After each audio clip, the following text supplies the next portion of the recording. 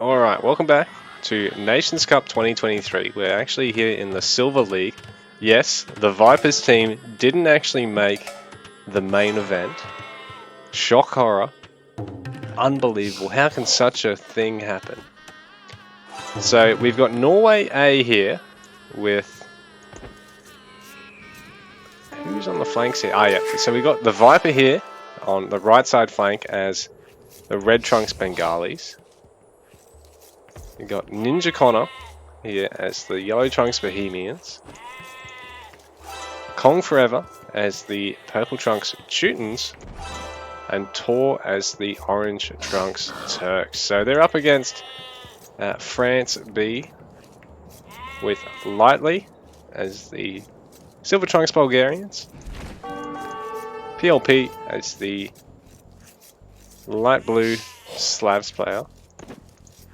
Poseidon, actually sorry, Kedax here as the Green Trunks Vikings, and Poseidon here with the Viper trying to lame the boar. Of course he'd be trying to lame the boar.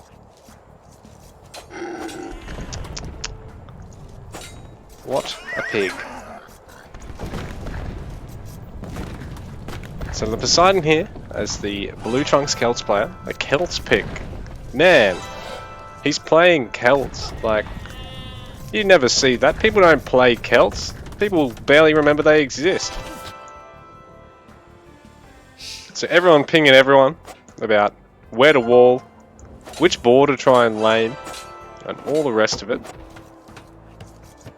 I feel a bit bad here for Poseidon having his boar lamed by the Viper. Man, it's aggressive. That's not how you want to start your day.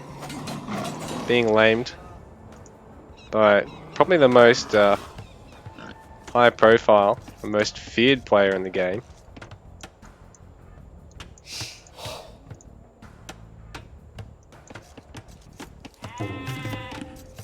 But the Poseidon is Celts. Going to be a powerful infantry civ that also have one of the best food economies and also have an easy time stealing sheep. So I have to wonder whether or not he just tried to steal some of the Viper's sheep and got lamed in response. Actually, no, it wouldn't have been the case because his extra 2 set of sheep are over there. So it turns out it's just the Viper being the Viper. Being a lamer. Lightly's actually walled out his villager here. Rookie error. What is this rookie error? So he's going to actually have to delete a segment so he can get back. On top of that, he's got to try and save the villager and replace that segment. Otherwise, all this walling has been for naught. But Kong, his villager falls. So does his scout. Lightly is going to lose his vill, and it doesn't look like he's sending another one yet because he's actually... Oh, he's trying to triple kite the boar here. So very smart, and PLP assisting, just making sure the boar is staying perfectly distance away from the villager to not kill her, but still maintain aggro radius. So really nice teamwork here for Lightly and PLP. I mean, they're in the same clan, so they've probably played 500 games together and practiced this night and day for several months, if not years. Nah, just kidding. But some really nice teamwork there that gives Lightly an awful lot of food boom. And all it really took was his pocket player giving him a bit of assistance, because as the pocket, you know, you don't have to fucking do anything except macro good to pocket well. And occasionally provide cover defense for your ally on the flank. So he did exactly that.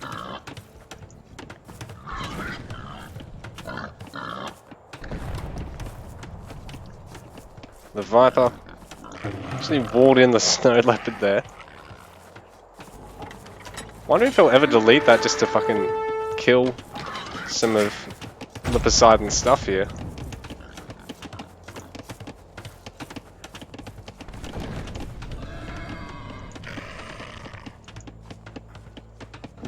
In fact, he has deleted a segment and he's gonna come past, put a gate down instead. This bloke is on another level. He just commits resources to the weirdest shit all the time. What was he doing there? I actually do not understand what that big brain play was about. Did you see that? He deleted a segment to put a palisade gate to then delete that and put a palisade wall. What is this bloke on? Man, I haven't even had a chance to talk about the civs. And like, we're here on, is this Black Forest? Yeah, we're playing on Slack Forest, so this can probably go for about 5 hours with no result. Unless someone's internet connection drops out. Because like, look at the jokes on this. Look at the passages you've got to try and make your way through. Although in saying that, there's actually quite a number of spaces for teams to hit, and there's not an awful lot of wood there to actually chop through with mangonels or siege onagers lately, because you'll be able to use the splash with target firing to kill the trees.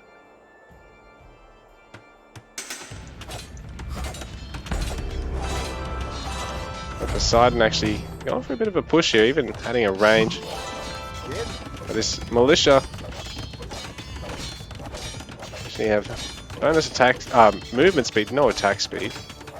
Bonus movement speed makes it really easy for them to intercept targets.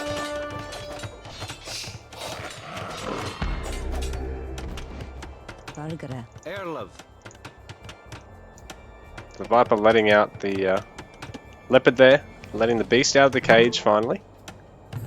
Man, I have no idea what the hell he was even doing there, why he was doing that, but that's your brain on the Viper. So I actually got Ninja Connor doing a bit of fishing in Kong's lake here. Hit up his buddy and said, "Hey man, I know you want the fish, but I want them more, so let me have them." So he's taken them. Kedax doing a bit of fishing. No fishing yet for PLP. And it looks like the Viper was intending to go for proxy fishing here.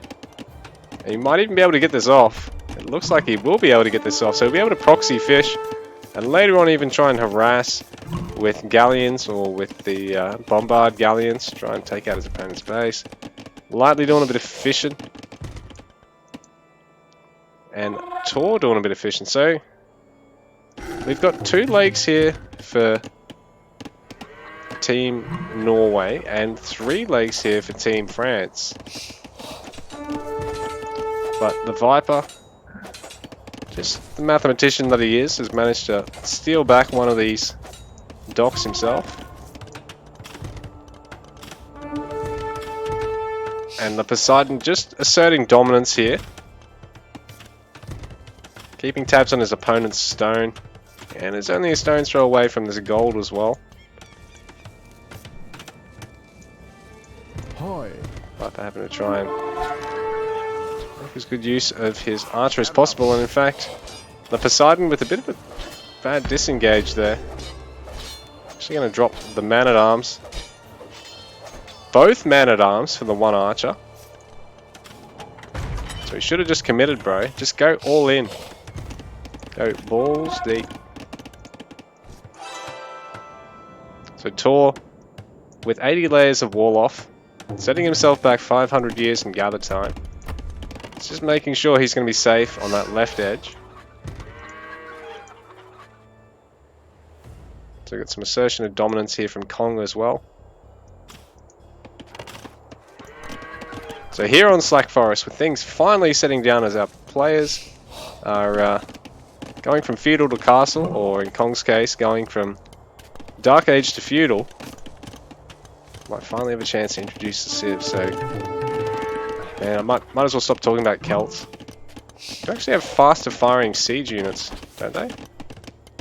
40% HP, and workshops work 40%, 20% faster. That's what it is. Oh, and siege weapons do fire 25% faster. Man, on paper they sound like such a wicked Civ, but in reality, in 1v1, they are seen as like the ultimate trash mode Civ. Like, how are you supposed to use that against someone who's equal elo to you or better? They will fuck you up with ranged and cavalry before you can even get there. But that's Celts, and that's what the Poseidon is picking here.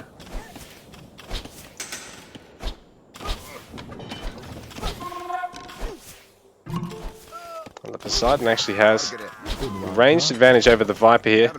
So he's picked Celts, fielded ranged units anyway. We've got Kedax here. Some Castle Ages on the way, but Kedax is Vikings, another really nice infantry civ. He's also got a good dock civ, so he's actually able to go double dock, but not much more than the price it would cost people to go for single dock. Make good use of fishing traps. And I mean, he's got warship bonuses, but they're pretty much irrelevant here. But infantry, just all round better against cavalry than they are for the other civilizations. Once again, more attacking from the Poseidon here, hitting one of the villages there for the Viper, trying to a bit of walling off here, back at the base. The Viper pretty safe. He's got skirmishes, he's got a tower on that gold mine. Probably even could do it with a tower on this one, or just go straight to castle and castle up on his gold mine.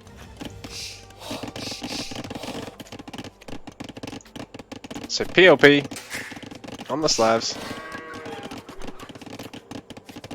Military buildings give population space, farmers work faster. Supplies upgrade is free, but it doesn't see him going for militia because he's not playing flank, he's playing pocket. So detonates makes towers and castles cost more wood, but cost less stone. So wood, definitely a more abundant resource than stone. Ultimately, you know, it sounds stupid. Why is one resource being exchanged for another with no actual change in value when the base gather rate's the same? But, you know, have a think about how much stone is at a particular player's base on the average map versus how much safe wood that they've got access to. And then take into account that half the map is going to be covered in wood elsewhere and not covered in stone. So that's why that is really beneficial. And then I mean, because you're just building your eco mostly around wood gathering, makes it easier to not fuck up your gather and spend across the multiple resources. The Viper's still trying to harass that fire galley, or at least prevent farms in that top position for PLP, and even punish him for having farms there at all. Snatching up that that wood investment. So what else have we got here? So lightly here, on the left edge, the flank for Team France. So Bulgarians, infantry and cavalry. Not necessarily just infantry. Forward side castle there for Tor. So access to conics as well. Cavalry attack bonus with the stirrups. Militia line has bonus armor with the gains. Blacksmiths work faster as well, so very easy to take quick techs, or you know, catch up or pull ahead of your opponent with the blacksmith technology battle. So getting to Team France's civ, so I mean Team Norway's civ. So who we got here? We got the Viper, and it sent its camera over the Poseidon for whatever the fuck reason. Don't blame me, blame the game. Hate the player, don't hate I hate the game, don't hate the player, darling. So we got the Viper here on Bengalis. Ellies.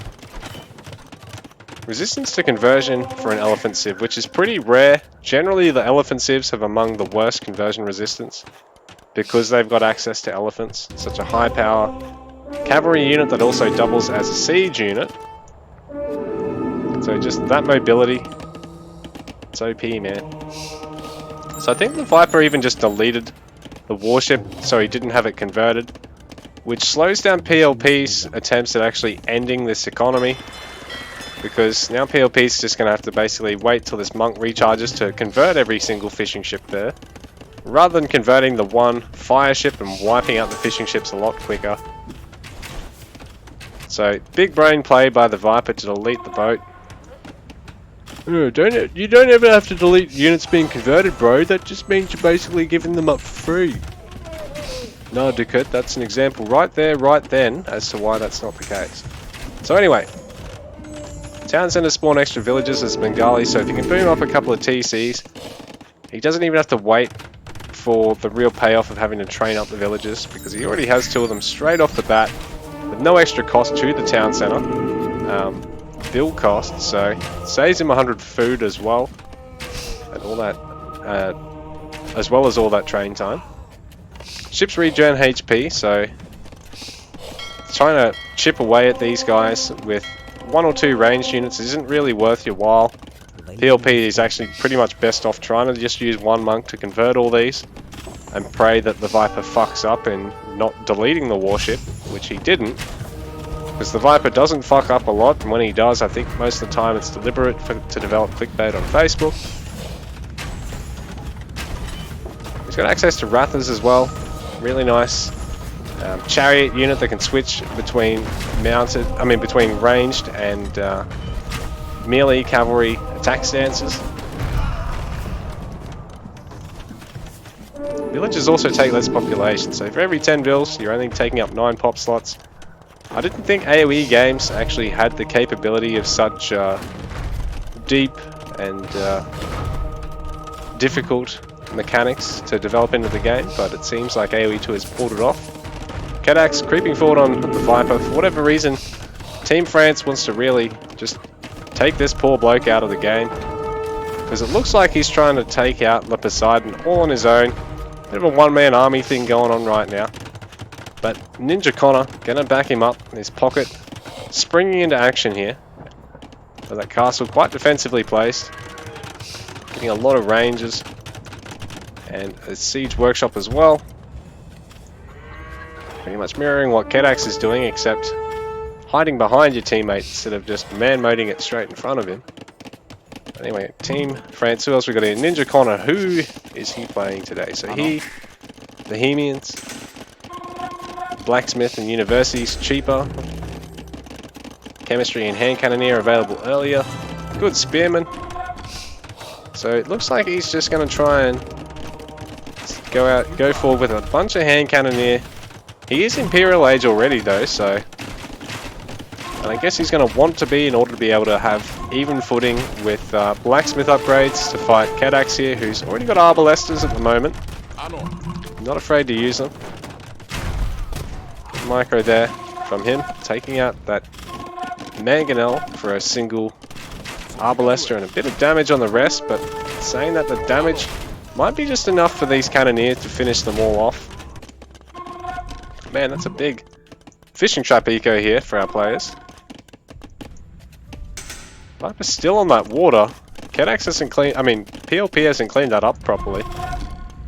But the Viper is trailing the rest of his teammates on score at the moment, so he's already feeling the pressure of having pretty much all of Team France collapse on him here. But in saying that, PLP and Lightly are going to start making their way through and pressuring Tor and Kong over here. So Kong, where are you? He's on Teuton, so a good infantry civ. Why is everyone picking infantry civs? Is it just because you won't get punished for picking shit civs in this map? Comes down to whoever can turtle better. So cheap farms, monk healing range, towers can garrison twice as much. Some text free, blah blah blah, sounds like shit. Actually, bonus armor and adds up to 2 armor and Imperial. I suppose this game is pretty much a free Imperial with the map layout of Black Forest, so I guess that is pretty useful. And then on top of that, Monk's gonna find it hard to convert units across your entire team. So he might be in part doing this to make sure that Tor and the Viper in particular aren't losing some of their heavy endgame units to conversion. Even Ninja Connor's Cannoneers, because they aren't a very particularly cheap range unit, be quite good for them. And on the chance that they're fielding siege, any of them, or that they manage to convert some of Lightly's siege, it does give them the benefit of not having to worry so much about enemy monks converting all their shit back. So, man, the Viper's really been copying it a bit here, lost to town center. But Ninja Connor's springing into action here. He's got the top score in the game at the moment. Perhaps might have overboomed a little bit here, but PLP and Lightly are really pushing into Kong and Tor over here. So Tor as the Turks, nice late game gunpowder unit civ. access to their Janissary, which are an improved hand cannoneer, as well as having bonus health on them and regular hand cannoneers. Gunpowder takes half price, other than chemistry, which is free. Gold miners work faster, so in theory, if you can get on and sit on a gold eco, these guys should be one of the best in the game. Then on top of that, they can back it up with some cheap scout cav line with extra armor on them as well. And Sipper here gives your cavalry archers a bit of extra health. Not really seeing any bombard cannons or towers being used here, so... But the gunpowder train speed bonus is really going to benefit Ninja Connor in particular, who's trying to push forward now. He's really made way with these hand cannoneer, so he can shit them out like no tomorrow because of his teammates' civ bonus, well, team-wide bonus. But Lightly and PLP are working together really well to carve a path through and take out the two players on their end of the map. And it seems as though all Ninja Connor's really able to offer his teammates at the moment is bombarding around this farm economy of Kong here, and just make it really difficult for Fox Clan to try and push over here. Because in the meanwhile, if they can hold on, Ninja Connor might be able to push up this side alongside the Viper and really just take Poseidon and Kedax out of the game here. And it looks as though Poseidon not afraid to just throw up a whole bunch of stone walls, pretty much lock himself in against the opponent and basically sacrifice himself so Kedax can now try and assist a little bit more around the map and keep pushing. Looks like Lightly's going to try and cut through to Ninja Connor and slow down the top player in the scores at the moment. Really put Team Norway on the back foot, because it's really quite a yin and yang game at the moment with Fox Clan players for Team France pushing over here on the left side of the map, but on the right side Ninja Connor really pushing through, forcing Poseidon out of the game until he can really stabilize his economy somewhere in between his two pocket teammates.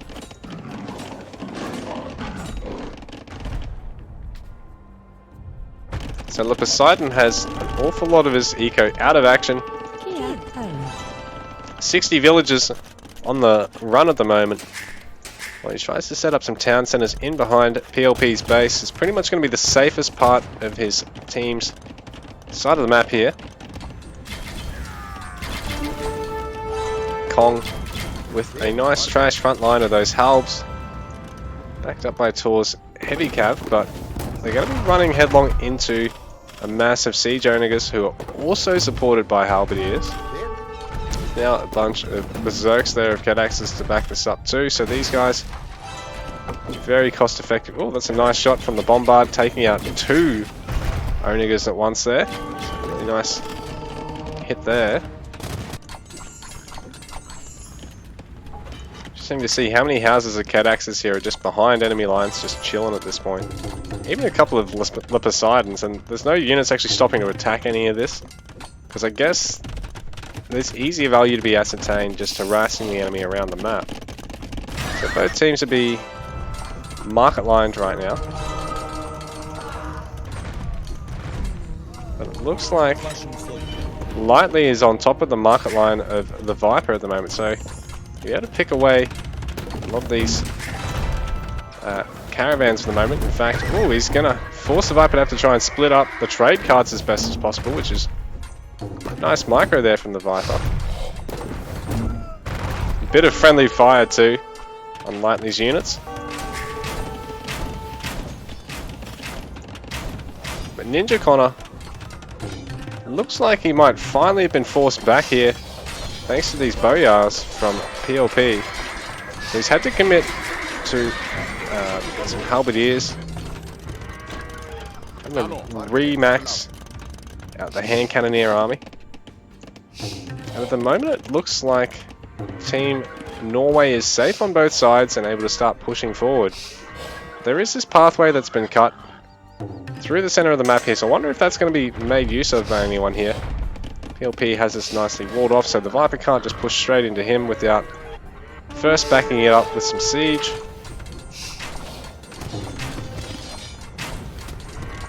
Looks as though Poseidon's managed to really zone out Team Norway over here on the right side.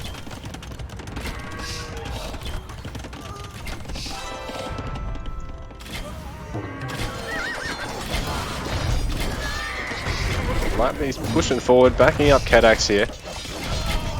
Forcing a lot of range to have to keep mobile and not just fire off 100 million shots.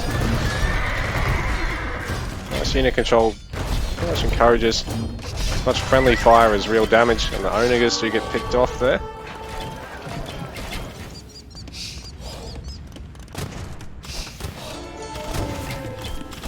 Kadax donating all of his gold to his teammates. How generous, man. They might bring Poseidon back into the game here. He's doing a great job because he's got 5 town centers set up behind his teammate's base. So, starting out as the flank player, now he is the pocket player. Ninja Connor and the Viper trying to cut a way through here, but they need to get a little bit more in the way of siege if they want to be doing this at any great speed. The pair of Wrathers just trying to zone the enemy army here and get a good read on what they're up against at the moment. Kong trying to cut a pathway through, but he's actually got to destroy one more layer of walls here. Tor is looking to finish up the bombard tower. So if this goes down without being interrupted, it'll actually be very solid for Tor. Oh, sorry, these guys are on the same team, that's right. Duh.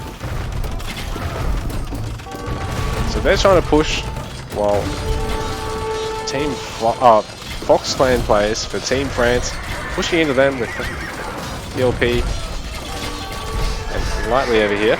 We've also got Kadax trying to assist with some of his Berserkers at the moment.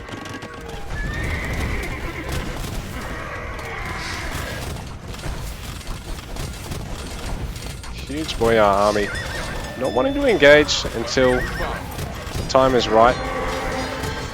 There's a lot of halberdiers that can really clean them up, but if they can get the right concave around the army, they can deal enough damage to the range to sort of offset it. PLP going to lose this defensive castle, which is going to put the market line and the starting town centre of Kadax under a lot of pressure here.